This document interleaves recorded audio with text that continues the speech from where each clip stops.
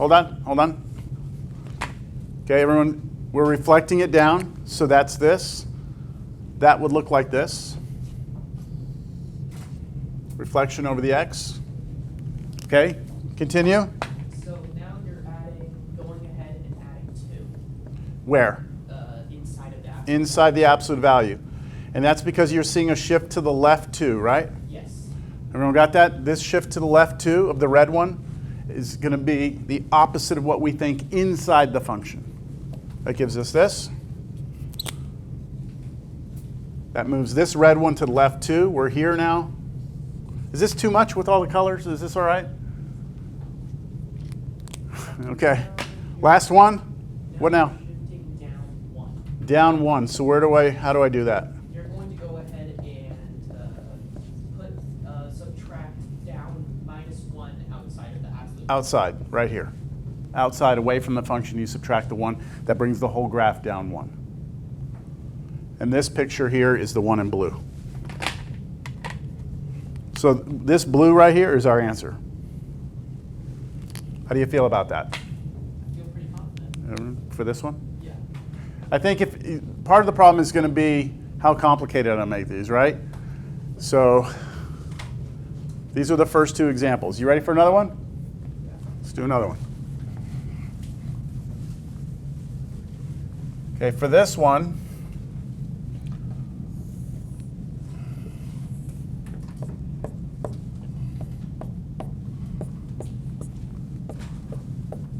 okay, 1 there. If I just put 1 here and 1 here, then everything else is understood, right? That this is 2, this is 3, okay.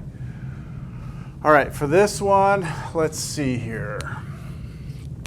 Let's go with this graph.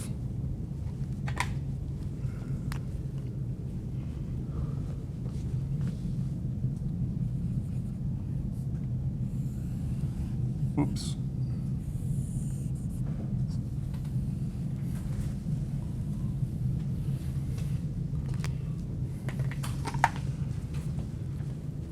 So you might have to refer back to your notes to see what graph that is, but hopefully by the next exam you'll recognize that without needing anything, right? All right, who wants this one? You want to go for it? Okay. It's the cubic function, okay? So it's x cubed. X cubed, is that what you meant? Yeah. Okay, so x cubed, that would be, x cubed looks like this. Okay, that's x cubed, right? So you see a reflection how? Across the y. You see a reflection across the y. Do you all see that? If we reflect this across the y, it's going to look more like this, right? Could we have reflected it around across the x, though? Yeah. Either way would actually work. Reflection about the y or the x would be the same in this for this particular one. So how do you want me to do it? Along the y? You can do it either way. Okay, I'll do it along the y. Negative x cubed. So this is reflection about the y. So it's going to go like this and like that, right? So this is reflecting about the y-axis. Okay, continue. You add 3 within the parentheses. Add 3 within the parentheses. Be real careful here, right? You're going to go minus x plus 3 in the parentheses cubed, right? And that will do what? So shift it left. Left 3. 1, 2, 3. That puts it here. So now it looks like this. And then finally, Up 1. add 1. Outside. And that will be the blue one. That moves it up 1.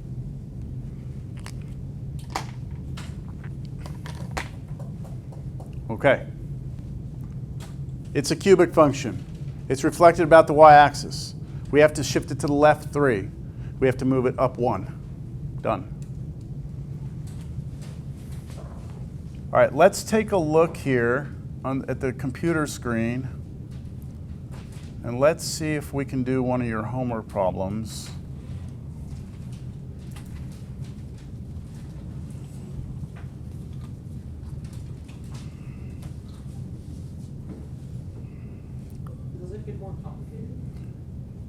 It will, especially in pre-calculus, it will. But for here, we're just getting like basic idea here. Can you all see that enough over there? Everyone see that okay? I want you to look at number 7. What does this look like to you? What's your basic function? X squared, right? X squared. But it looks like it's been what? X squared normally looks like this. Looks like we've been flipped over, right? Reflected about the x-axis, which means we need a negative in front of the x squared. And then what? Up 2. That's it, right? And then what they do is they give you all these choices up here. So what do y'all think? Can y'all see the answer there? Looks like B, doesn't it? Negative x squared. So the x squared, right, that's the parabola. You flip it over and then you move it up 2. So that should be, what about 8? This is just x squared again, right? X squared, but it's been moved what? Right 2. Do you see the answer up here anywhere? Everyone see E? Right. You're subtracting 2 inside. Okay, so your homework is just to do number 7, number 8, I think through 13. Oh, through 14. So I'm going to trust you can handle that. I think that those are pretty straightforward. The next set of examples is a little bit different. So I want us to do hold on. We're going to do number 30. So for number 30, what they do is they say,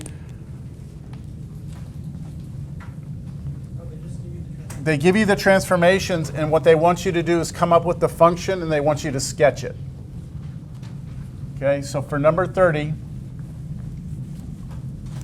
you're given here, you're given that the function we're working with is the square root of x, all right? They give you that. And then they want you to go ahead and reflect it about the x-axis, shift it to the right 3 units, and shift it down 2 units. And tell me what the function is. So go ahead, see if you can do it. And then I'll ask for a volunteer for an answer.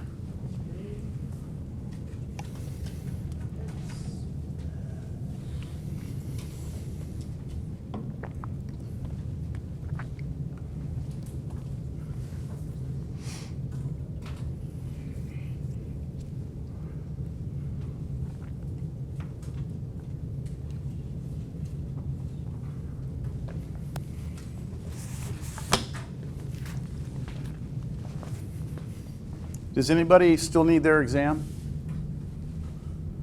Okay. What's your last name? There you are. Anyone else? So we're just on number 30? Yeah, for right now. There you go.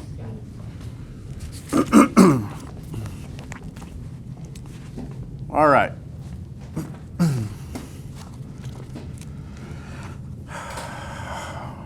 Volunteer? Answer? You already went? Need a new volunteer. Yes, go ahead. Would it be just negative square root of x? Okay. All right, so are you going to give me the entire answer or just part A or part 1? Oh, Just part 1. Okay, so for part 1, if you reflect this about the x-axis, it's just negative root x, right? Okay, now keep going. How would you now take that and shift that to the right 3? To the right 3.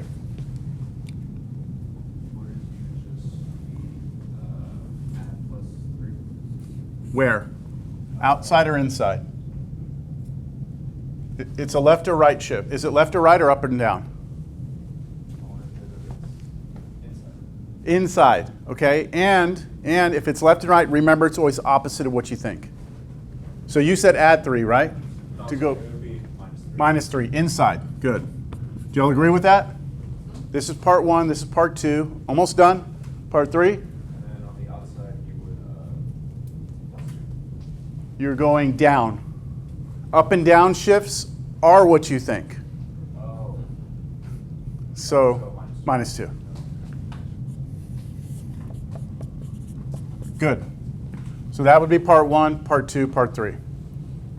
This would reflect about the x-axis. This would reflect about the x-axis and shift it to the right 3. And this would reflect about the x-axis, shift it to the right 3, and move it down 2. Okay, good. All right, let's just do the last one, or number 32. They gave it to you in kind of a different order. Anybody have, take a look at 32, want to give me an answer for that? You got an answer? I'm going to give everyone time, and then I'll let you go. Same function. You can just tell me the final answer? Just what you get at the very end? What is it? So it's square root of negative x plus 3. And outside is plus 2. +2. All right, what do y'all think about this? Square root means it's square root, right? The negative in front does what? Y-axis. Reflected about the Y-axis. y-axis, right? And then +3 moves it to the left 3. And then this moves it up 2. Okay, y'all feel all right about that? Okay, let's look at number 34. Because I haven't given you anything like 34. So let's read it first. It says, if the point 36, right? Well, if 36 is a point on the graph of f of x, which of the following points must be on the graph of f of negative x? So think about it first, and then I'm going to put a picture up here. Remember, this is a different problem, so we're not talking about square root of x anymore. So what they're telling you is this. They're saying the point 36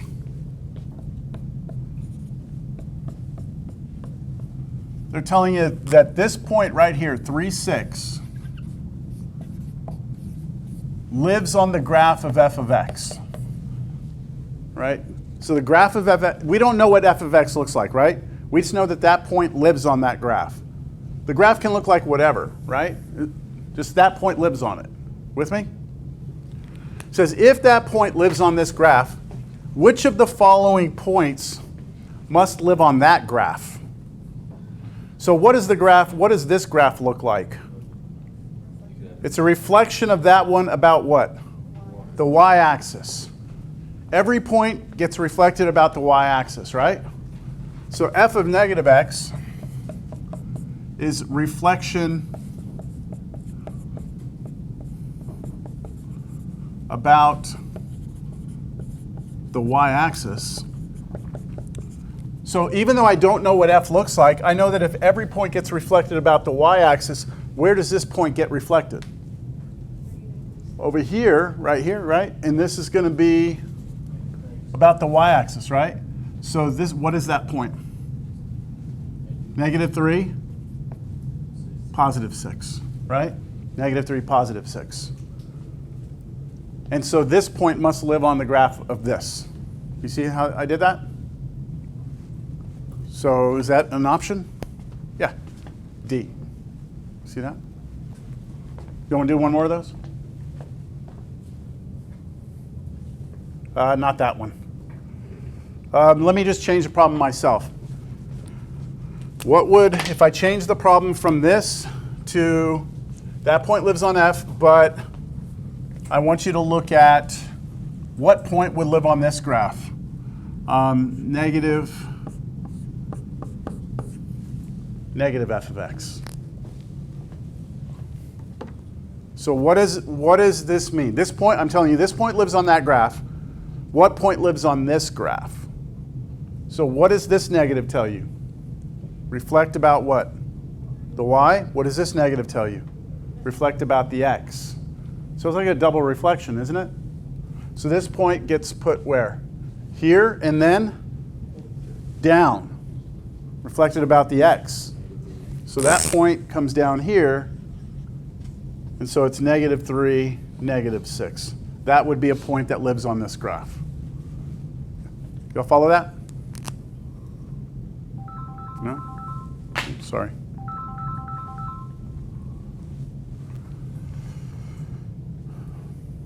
All right, let's move on.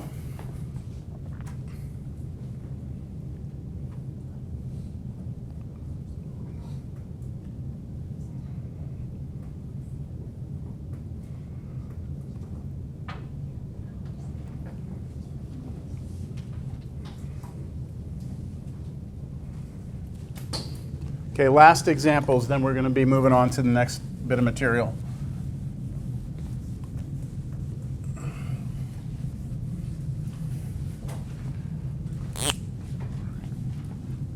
List the transformations.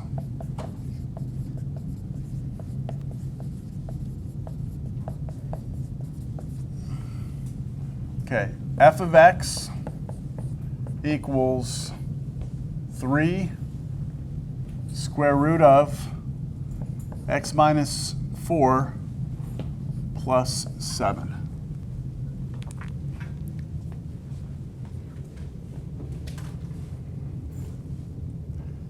Now, you have to be careful with these, all right? And what I recommend is that you do almost like an order of operations, all right?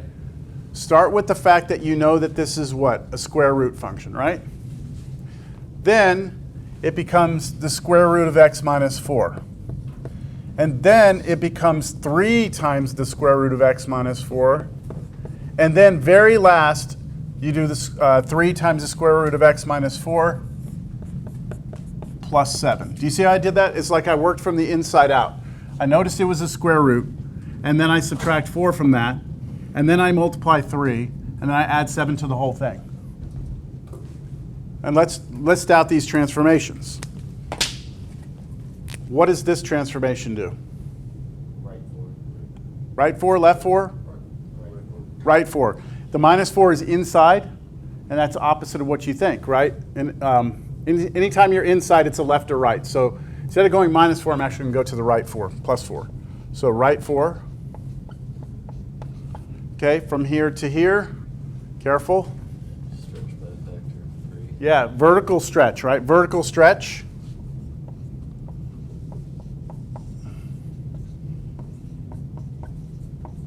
It's a vertical stretch because this number, the absolute value, is bigger than 1, so it's going to stretch it vertically. And then from here to here, up 7. Those are your transformations. You move to the right 4, you stretched it vertically by a factor of 3, and then up 7. You're going to have a couple of homework problems like that. You think that's going to be okay? Yeah. What if I put, just out of curiosity, what if I put a negative in front of this 3? Where would that go into this? You'd still do this. You'd still do this, right? And on this step right here, you could say what? Vertical stretch, but also what? Reflection about the x-axis, okay? So you could do that as, you could list it as one step, or you could do it as 2 different ones. You could say flip it over the x-axis, then stretch it, or you could have said stretch it, then flip it. Either way, or together. All right, I think y'all are good. I'm ready to get into really where things are going to start to be. We're going to start to get into graphing things and trying to put more detail into things. And so in this class, there are 6 things. When you leave this class, there are 6 things that you need to know how to graph, all right? And I'm just going to list this out right now, even though it's not the next section. But one of the goals, all right? I say a goal of this class is that you can sketch 1, a line, something like f of x equals mx plus b. And I'm going to put here next to this smiley face because I actually already assume you know how to do that you can draw a line. If you know the slope and the y-intercept, you could draw it. I actually assumed that before you even walked into this class. But we might get to touch on that a little bit more later. You need to be able to sketch a line. The next thing you need to be able to sketch is a parabola. And that's a function that looks like this. F of x equals ax squared plus bx plus c. In other words, a quadratic function. Every college algebra student needs to know how to sketch this. The third one is a polynomial function, which are studied a lot in calculus, polynomial functions. You need to be able to sketch those. This is going to not be fun. And we're going to do it, but it's not going to be fun, all right? Fourth, we need to be able to sketch what are called rational functions. And these really suck, okay? Because there's so much involved in sketching a rational function. There's so many little nuances you have to pay attention to. And then, after we do that, exponential functions.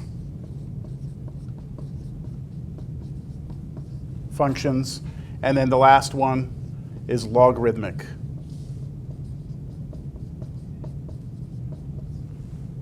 Every college algebra student walking into pre-cal should know how to sketch these 6 types of functions, all right? What we've done up to this point is said, hey, if we know what the function looks like, we can do these quick transformations and get a quick sketch of what it looks like. That's what we've done so far. But now what we're going to do is we're going to go into this number 2 in detail. How do you sketch a quadratic function in detail? So that you get a very precise, accurate picture. All right? You ready for that? I know a lot of you have seen parabolas before, but we're going to get into it again.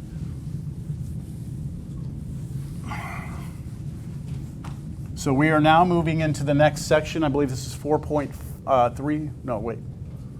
4.5. No, 4.3. 4.3 is called quadratic functions. Oops, I did not mean to do that.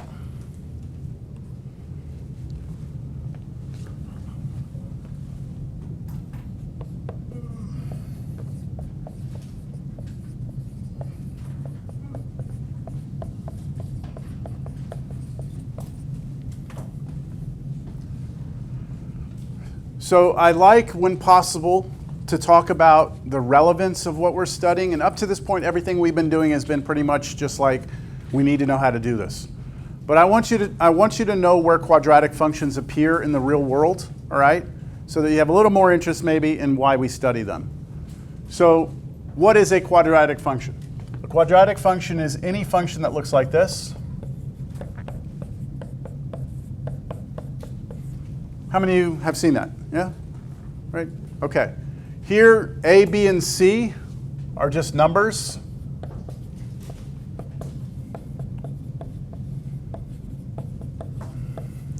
And A cannot be 0. Why can't A be 0? If A is 0, if this is 0, that goes away, right? And then you no longer have the x squared, so it won't be quadratic anymore, right? It would be linear. So you have to have that A can't be 0.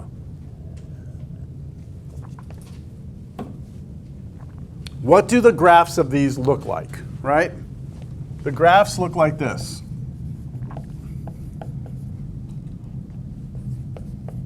I'm going to put QF for quadratic function. Is that all right, instead of doing that over and over? What is the graphs of quadratic functions? You have 2 different, at least in this class, we have 2 different quadratic functions that are possible. You could have a function that looks like this, or it may look like this.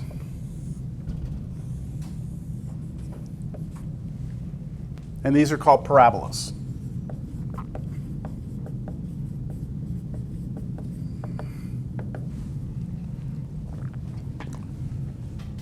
In this case, we would say that the parabola opens up.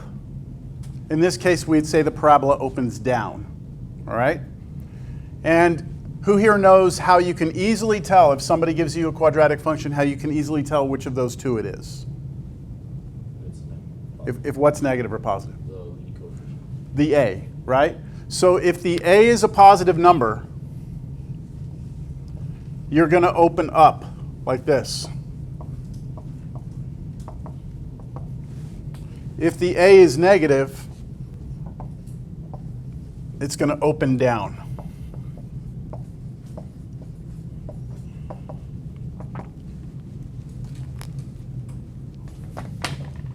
All right.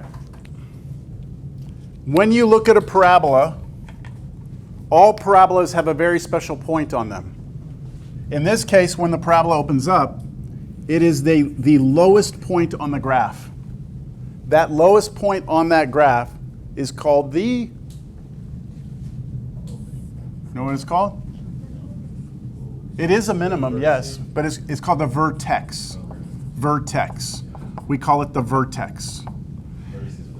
Vertices is like more like a triangle or something. You say the vertices. So the vertex, okay? The vertex of a parabola, in this case, it would be the lowest point or the minimum, right? Absolute minimum, right? Absolute minimum. But at the end of the day, it's just a point, right?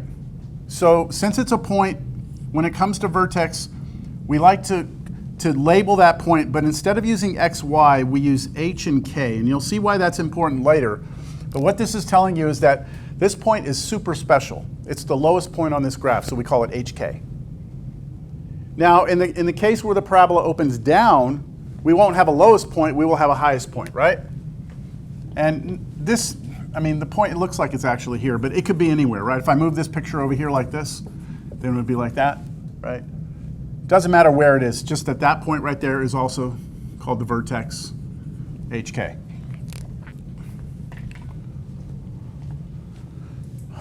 All right, yeah? So I said to you that I'd like to talk a little bit about these before we get too deep into them. Parabolas, that's the shape, right? Why do we study parabolas? Why are they important? Well, actually, it goes back, I mean, you could go back to like historical. I'm going to get artistic on you here, right? Don't be jealous of my artistic abilities here. Anyone know what this is? Castle. That's a castle. Very good. It's a castle. Right? There's a castle, right? I'm talking about, you know, history, right? There are castles back in the day, and what were those castles for? Why did they build castles? Protection, right? Protect them from what? Other human beings, right? That want their shit, right? You got all your stuff in here, your food, your gold, all your riches, right? And then other people want to come take it from you, right? Because humans just don't like to get along, right? We don't like to get along. So you have people out here, and they're trying to get into that castle to take their stuff, right? To pillage. And so it's hard to get through the wall. So what they do is start like launching things, like, you know, we'll just try and launch some fireballs into the castle, right? Until they capitulate, until they give up, right? Well, it turns out that, where's my volunteer? I need a volunteer. Someone in the back. Okay, can you go to the back a little bit? Right about there. All right, so let's see how we do here.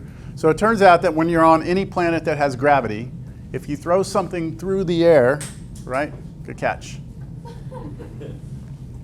I shouldn't have said anything. You're going to throw it back. Okay, try not to hit the projector. When you throw anything through the air, whoa, that was a good one here. Let me move this way. Anything goes through the air, the path that it travels in is a parabola, no matter what. Okay? Whoa, okay, one more. That's just fun now. Okay, good, thank you. Look at this. See that?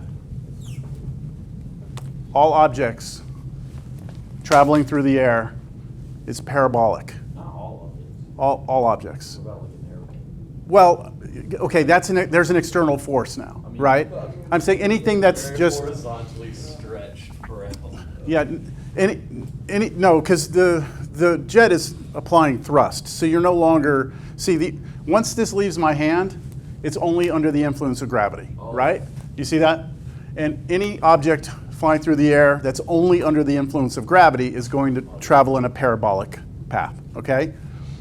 So you can launch things, right? Just throw them and hope, right?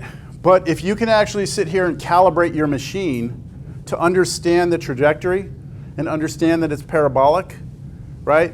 Then you can actually put the things that you want exactly where you want them, right? So instead of wasting time, you could put a bunch of things exactly here, exactly there, exactly there. And believe it or not, that's what humans did, right? We got better with math and our technology got better, right? Nowadays, if we want to do something like this, what can we do? If we want to take out a target like this, what do? From underneath the ocean in a submarine somewhere hundreds of feet below the surface of the ocean can launch something out and go hit something thousands of miles away in a 5-foot radius, right?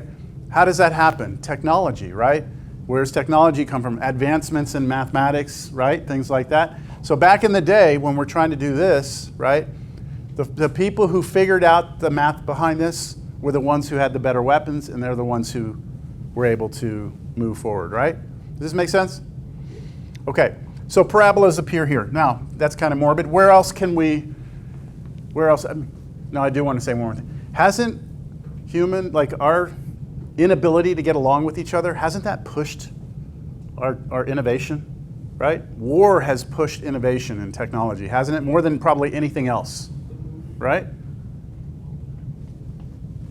Okay, so where else do we see parabolas? I'm going to show you a couple of, because no one here is lobbing fireballs at castles, so that's not very relevant. How about this? We'll go something that's kind of simple and stupid, but it's still something that you can relate to. A flashlight. Have you all seen a flashlight where you have the little bulb is in here, and then when you shine the light, you've got your beam like this? But if you turn the end of it, it can narrow the beam or like spread it out, right? What's happening here is if you cut this in half, what you have is a parabolic mirror that lies behind the light bulb. So here's your light bulb. The light comes out in every direction, but when it hits the mirror, it comes out in a way that when it hits the mirror, it reflects out and perfectly comes out in a straight beam like this, straight out. All the beams come out in a straight line like this, straight lines. That's if this is parabolic and you have this light positioned just perfectly. It's actually the position of that's called the focus. And if you get it just right, the light will come out as a beam. And if you turn the end of this, what it does is it moves the mirror back and forth and it changes the reflection and spreads it out. So when you turn your headlights on your car, right? You're driving at night, you turn your headlights on, sometimes you can see that beam of light. The only reason you have a beam of light is because you have a parabolic mirror behind your light. And so it's reflecting everything out. If you were to take a light bulb and put a half circle, that's a half circle, right? Half of a circle, you will not get a beam. The only way to get a beam is with a parabola. It has to be a parabolic shape to get a beam. Okay? That's another place. One last place that you see parabolas, you don't actually see them, but you use them all the time, is right now. Like you just heard my phone ring, right? And I'm sure some of you, I know all of you have been getting messages, and right? Or you're on your laptop watching what? What is that you're watching? I'm not watching anything. Okay. So what's happening? There's stuff going out, right, of my phone right now. If somebody calls me right now, what just happened? If I get a call, somebody's sitting here, somewhere, right, wherever. They've got their cell phone, big old iPhone 27. What is that? The Pro Max, right? They're sitting there, right? They call